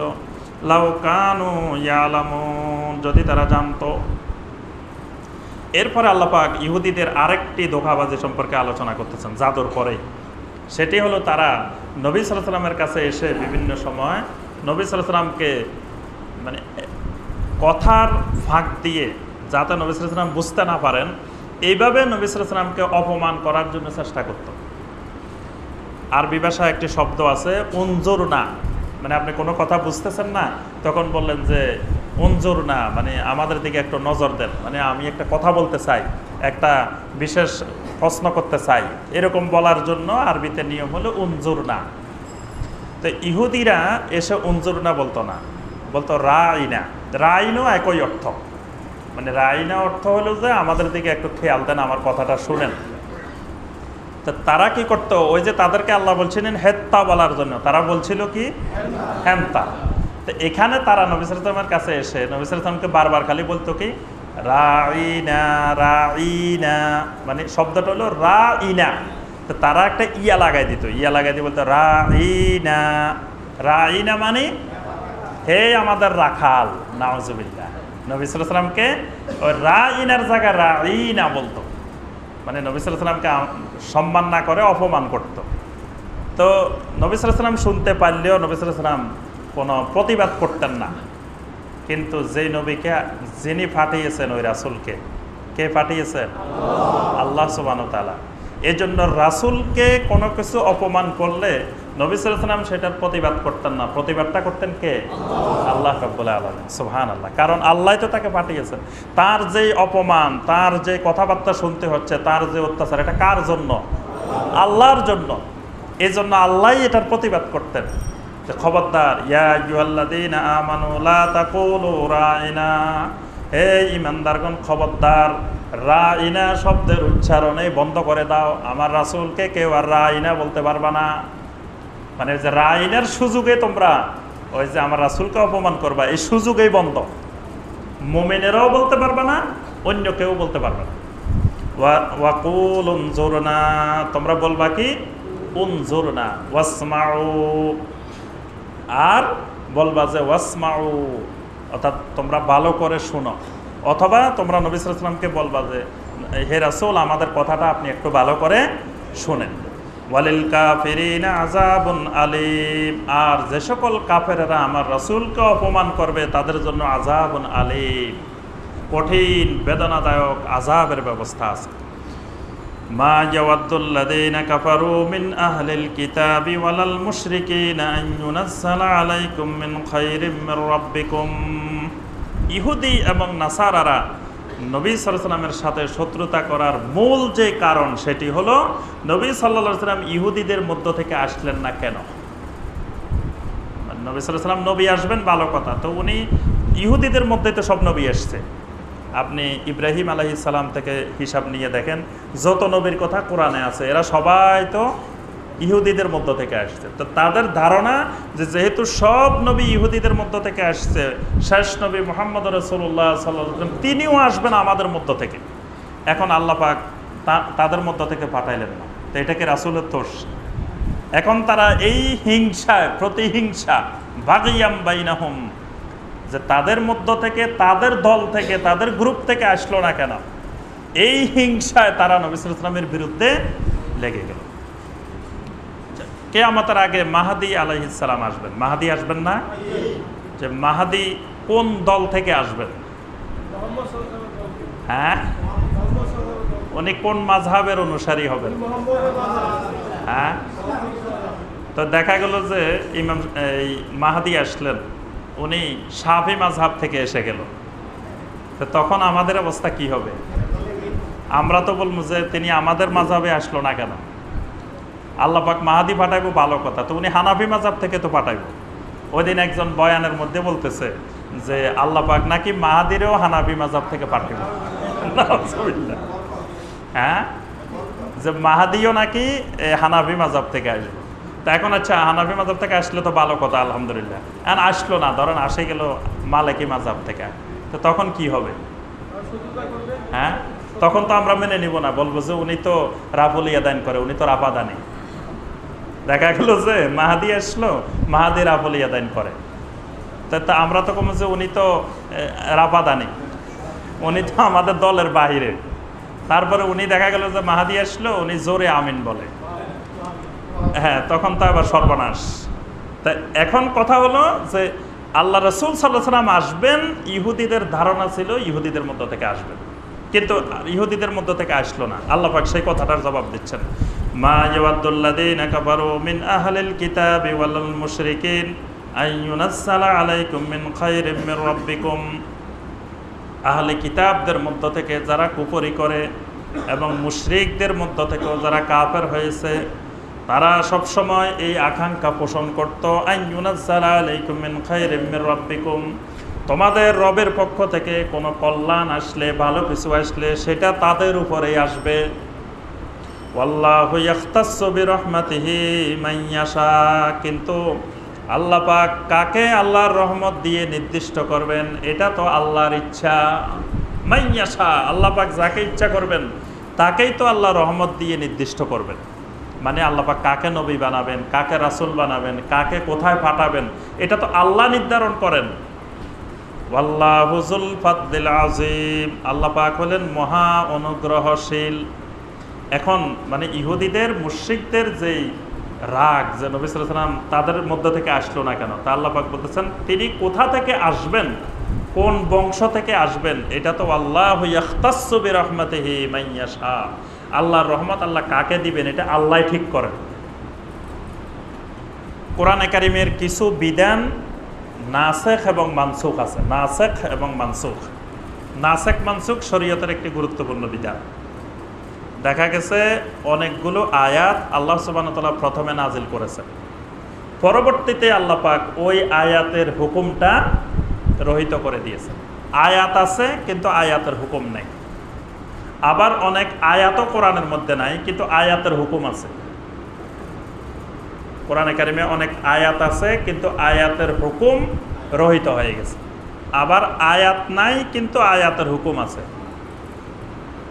আবার অনেকগুলো হাদিস নবী সাল্লাল্লাহু আলাইহি ওয়াসাল্লাম প্রথম দিকে আপনার একরকম বলছেন, পরবর্তীতে শেষ দিকে গিয়ে নবী সাল্লাল্লাহু আলাইহি ওয়াসাল্লাম আরেক রকম বলছেন, মানে আগেরটাকে মানসুখ করে দিয়েছে। এরকম অসংখ্য আয়াত আছে, হাদিস আছে। এটা হলো নাসেখ মানসুখ। প্রথমটাকে বলা হয় মানসুখ, শেষেরটাকে বলা হয় নাসেখ। তো তখন ইহুদিদের মধ্যে প্রশ্ন দেখা দিল যে যদি আল্লাহ সুবহানাহু ওয়া তাআলা শরীয়তের বিধান প্রবর্তন করেন, তো একবার একটা নাজিল করেন, কয়দিন পরে আবার সেটা বাদ দিয়ে দেন, তো এইটা কি? আল্লাহ পাক যদি শরীয়তের বিধান দেন তো এটা তো পার্মানেন্ট, স্থায়ী হবে। এটা স্থায়ী না হয়ে এরকম হয় কেন? তা আল্লাহ পাক এটার জবাব দিচ্ছেন যে কেন তিনি নাসেখ মানসুখ করেন। কোরআনে কারিমের একটি আয়াত আছে, ফাকতুলুল মুশরিকিনা হাইসু ওয়াজাদতুমুহুম, মুশরিকদেরকে যেখানে পাও সেখানে হত্যা করো। এই হুকুম কি এখন প্রযোজ্য আছে? হ্যাঁ, এখন আপনি মুশরিককে যেখানে পাইবেন সেখানে মারবেন। হ্যাঁ, পরবর্তীতে আল্লাহ পাক আরেকটি আয়াত নাযিল করেছেন, ওয়াকাতিলুল্লাযীনা ইউকাতিলুনাকুম ওয়ালা তা'তাদু ইন্নাল্লাহা লা ইউহিব্বুল মুতাদিন। আল্লাহ পাক বলেন ওয়াকাতিলুল্লাযীনা ইউকাতিলুনাকুম, তোমাদের সাথে যারা লড়াই করে সেই সকল মুশরিকদেরকে তোমরা হত্যা করো। এখানে আল্লাহ বলেছে আল্লাযীনা ইউকাতিলুনাকুম, যারা তোমাদের সাথে সামনাসামনি যুদ্ধ করতেছে তাদেরকে হত্যা করো। সব মুশরিককে হত্যা করা যাবে না। ওয়ালা তা'তাদু, তবে তাদেরকে হত্যা করার ব্যাপারে সীমা লঙ্ঘন করা যাবে না। অনেক নিয়ম নীতি সীমা আছে। তাহলে পরের আয়াত দিয়ে আগের আয়াত মানসুখ। আপনার কোরআনে কারিমের মধ্যে একটা আয়াত নাই কিন্তু আয়াতটার হুকুম আছে। এই আয়াতটা কেউ জানেন? আশ-শাইখু ওয়াশ-শাইখাতু ইযা জানায়া ফারজুমুহুমা নাকালাম মিনাল্লাহ। এটা কোরআনে কারিমের একটা আয়াত কিন্তু কোরআনের এই ভিতরে নাই। এটা হলো বিবাহিত ব্যক্তি, বিবাহিত নারী পুরুষ যদি জেনা করে, ব্যভিচার করে, তার শাস্তি কি হবে? আল্লাহ পাক বলছেন ফারজুমুহুমা, তাদেরকে রজম করো। রজম মানে পাথর মেরে হত্যা করো। নাকালাম মিনাল্লাহ, আল্লাহর পক্ষ থেকে এটাই নির্ধারিত শাস্তি, এটাই আল্লাহর বিধান। এই আয়াতটা কোরআনের মধ্যে নাই কিন্তু এটার হুকুম বলবৎ আছে। তারপরে নবী সাল্লাল্লাহু আলাইহি ওয়াসাল্লাম প্রথম দিকে কবর জিয়ারত করতে নিষেধ করে দিয়েছেন। বলছেন যে খবরদার কেউ কবর জিয়ারত করতে যাবে না, কবরের ধারে কাছেও যাবে না। কিন্তু নবী সাল্লাল্লাহু আলাইহি ওয়াসাল্লাম ইন্তেকালের আগে শেষ দিকে এসে বলছেন, কুনতু নাহাইতুকুম আন জিয়ারাতিল কুবুর ইল্লা ফাজারুহা। নবী সাল্লাল্লাহু আলাইহি ওয়াসাল্লাম বলেছেন, আমি তোমাদেরকে এতদিন পর্যন্ত কবর জিয়ারত করতে নিষেধ করেছিলাম, এখন ফাজুরুহা, এখন তোমরা কবর জিয়ারত করতে থাকো। তাহলে আগে কবর জিয়ারতের হাদিসগুলো এই হাদিস দ্বারা মানসুখ হয়ে গেছে। কথা বুঝতে পারছেন? কিন্তু ওই যেগুলো এখন বর্তমানে প্রচার করা হয় যে এটার দ্বারা এটা মানসুখ হয়েছে, মানসুখ হইলে সেটা স্পষ্ট দলিল থাকবে, সুস্পষ্ট হাদিস থাকবে, যে সেখানে বলা থাকবে যে রাফুল ইয়াদাইন আগে তোমরা করতা, এখন থেকে আর করিও না। নবী সাল্লাল্লাহু আলাইহি ওয়াসাল্লাম এরকম স্পষ্ট করে বলে দিবেন। যেটা মানসুখ হবে এটা নবী সাল্লাল্লাহু আলাইহি ওয়াসাল্লামের ইন্তেকালের পরে আর কেউ মানসুখ করতে পারে না। মানে যেটা নাসখ মানসুখের পুরা বিধানটাই নবী সাল্লাল্লাহু আলাইহি ওয়াসাল্লামের জীবিতকালীন নবী সাল্লাল্লাহু আলাইহি ওয়াসাল্লাম স্পষ্ট বলে দিবেন যে এটা এখন আর তোমরা করিও না, আগে তোমাদেরকে করতে বলছিলাম। যেমন নবী সাল্লাল্লাহু আলাইহি ওয়াসাল্লাম নিষেধ করছেন, যখন সাহাবায়ে কেরাম সালাম ফিরাইতেন, সহিহ মুসলিমের হাদিস, এটা নবী সাল্লাল্লাহু আলাইহি ওয়াসাল্লাম করতেন প্রথম দিকে। সালাম ফেরানোর সময় আসসালামু আলাইকুম ওয়া রাহমাতুল্লাহ, আসসালামু আলাইকুম ওয়া রাহমাতুল্লাহ, হাত এখানে থাকতো না, এখান থেকে আপনার সালাম ফেরানোর সময় আসসালামু আলাইকুম ওয়া রাহমাতুল্লাহ, আসসালামু আলাইকুম ওয়া রাহমাতুল্লাহ, এটা ছিল সালাম ফেরানোর সিস্টেম। পরবর্তীতে নবী সাল্লাল্লাহু আলাইহি ওয়াসাল্লাম এটা নিষেধ করে দিয়েছেন। নবী সাল্লাল্লাহু আলাইহি ওয়াসাল্লাম বলছেন, খবরদার, তোমাদেরকে আমি ঘোড়ার লেজের মতো হাত নাড়াইতে দেখি কেন? মানে নিষেধ করার পরেও কেন ঘোড়ার লেজের মতো এইভাবে এইভাবে করতেছ? এই হাদিসের আবার অনেকে অপব্যাখ্যা করে, অথচ সহিহ মুসলিমে এটা স্পষ্ট বলা আছে। একই অধ্যায়ে একসাথেই দুইটা হাদিস আছে। সেখানে প্রথম হাদিসে নবী সাল্লাল্লাহু আলাইহি ওয়াসাল্লাম বলছেন যে আমি তোমাদেরকে ঘোড়ার লেজের মতো হাত নাড়াইতে দেখি কেন, এইভাবে এইভাবে করো কেন? পরের হাদিসে বিস্তারিত ব্যাখ্যা করা হয়েছে যে আমরা প্রথম দিকে যখন সালাম বেরিয়েতাম তখন এরকম এরকম করতাম দুই হাত দিয়ে। পরবর্তীতে নবী সাল্লাল্লাহু আলাইহি ওয়াসাল্লাম আমাদেরকে নিষেধ করে দিয়েছে। তাহলে আপনার যেটা মানসুখ হবে সেটার মানসুখের হাদিস লাগবেন, মানে নাসেখের হাদিস লাগবে। নাসেখ যে হয়েছে এটার সুস্পষ্ট দলিল লাগবে যে এই হাদিস দ্বারা স্পষ্টভাবে নবী সাল্লাল্লাহু আলাইহি ওয়াসাল্লাম এটা করতে নিষেধ করছেন। তো এখানে আল্লাহ পাক নাসেখ মানসুখের বিধান বর্ণনা করে আল্লাহ পাক বলতেছেন, মা নানসাখ মিন আয়াতিন আও নুনসিহা নাতি বিখাইরিম মিনহা আও মিসলিহা। আল্লাহ পাক বলেন, আমি যখন কোনো আয়াতকে মানসুখ করে দিই, রহিত করে দিই, আও নুনসিহা, অথবা সেই আয়াত সম্পর্কে তোমাদেরকে বলিয়ে দিই, বলিয়ে দেওয়ার অর্থ হলো সেই আয়াতের হুকুম রহিত করে দিই। নাতি বিখাইরিম মিনহা আও মিসলিহা, আমি তোমাদের জন্য তার থেকে আরো উত্তম আয়াত, উত্তম হুকুম তোমাদের জন্য নিয়ে আসি। আও মিসলিহা, অথবা তার মতো আরেকটি বিধান তোমাদের জন্য নিয়ে আসি। মানে মানসুখ হওয়ার অর্থ হলো যে আগে যে বিধানটা ছিল তার থেকে উত্তম বিধান তোমাদের জন্য নিয়ে আসা হয়, অথবা উত্তম না হইলেও কমপক্ষে ওইটার সমপরিমাণ তোমাদের জন্য নিয়ে আসা হয়। আলাম তাআলাম আন্নাল্লাহা আলা কুল্লি শাইইন কাদির, তোমরা কি জানো না আল্লাহ রাব্বুল আলামিন সব কিছুর উপরে শক্তিমান। আলাম তাআলাম আন্নাল্লাহা লাহু মুলকুস সামাওয়াতি ওয়াল আরদ, এই কথাও কি তোমাদের জানা নেই আসমান জমিনের রাজত্ব মালিকানা একমাত্র আল্লাহর। ওয়া মা লাকুম মিন দুনিল্লাহি মিন ওয়ালিয়্যিন ওয়ালা নাসীর, আল্লাহ ব্যতীত তোমাদের জন্য কোনো ওয়ালি, কোনো অভিভাবক, কোনো সাহায্যকারী মুমিনের জন্য আর নেই। আম তুরিদুনা আন তাসালু রাসূলাকুম কামা সুইলা মূসা মিন ক্বাবল ওয়া মান ইয়াতাবাদ্দালিল কুফরা বিল ঈমান ফাকাদ দাল্লা সাওয়া'আস সাবিল। বনি ইসরাইলের ইহুদিদের আরেকটি বদ অভ্যাস ছিল, যখন নবী রাসূল তাদেরকে কোনো কথা বলতেন তখন তারা শুধু প্রশ্ন করত যে এটা এমনে না হয় এমনে হলে কি হবে, এমনে না হয় এমনে না হলে কি হবে। মানে বিভিন্ন রকমের প্রশ্নে তারা নবী রাসূলদেরকে জড়িত করতো। যেমন গাভী জবাই করতে বলছেন, তখন বলে যে গাভীর রং কি হবে, বয়স কি হবে, কীরকম হবে, বিভিন্ন রকমের প্রশ্ন। তা নবী সাল্লাল্লাহু আলাইহি ওয়াসাল্লাম যখন প্রথম দিকে এরকম কোনো হাদিস বর্ণনা করতেন তখন অনেক সাহাবী না বুঝে প্রশ্ন করে উঠত। তো তখন নবী সাল্লাল্লাহু আলাইহি ওয়াসাল্লাম এটাকে নিষেধ করলেন, আর আল্লাহ পাক আয়াত নাজিল করেই এটাকে নিষেধ করে দিলেন। নবী সাল্লাল্লাহু আলাইহি ওয়াসাল্লাম বলেন, ইয়া আইয়ুহান নাস ইন্নাল্লাহা কাদ ফারাদা আলাইকুমুল হাজ্জা ফাহাজ্জু, আল্লাহ তোমাদের উপরে হজ ফরজ করছেন, তোমরা হজ করো। এক সাহাবী উঠে বললেন, আকুল্লু আমিন ইয়া রাসূলুল্লাহ, প্রতি বছর কি হজ করতে হবে? 3 বার বলছেন, নবী সাল্লাল্লাহু আলাইহি ওয়াসাল্লাম জবাব দেন নাই। তৃতীয়বারের পরে নবী সাল্লাল্লাহু আলাইহি ওয়াসাল্লাম বললেন, শোনো, লাউ কুলতু নাম লা ওয়াজাবাত ওয়ালাম্মা ইসতাতাতুম, আমি যদি তোমার প্রশ্নের জবাবে বলি নাম, যদি বলি যে হ্যাঁ, তাহলে প্রতি বছর হজ করা তোমাদের উপরে ফরজ হয়ে যাবে। ওয়ালাম্মা ইসতাতাতুম, অথচ তোমরা পারবে না।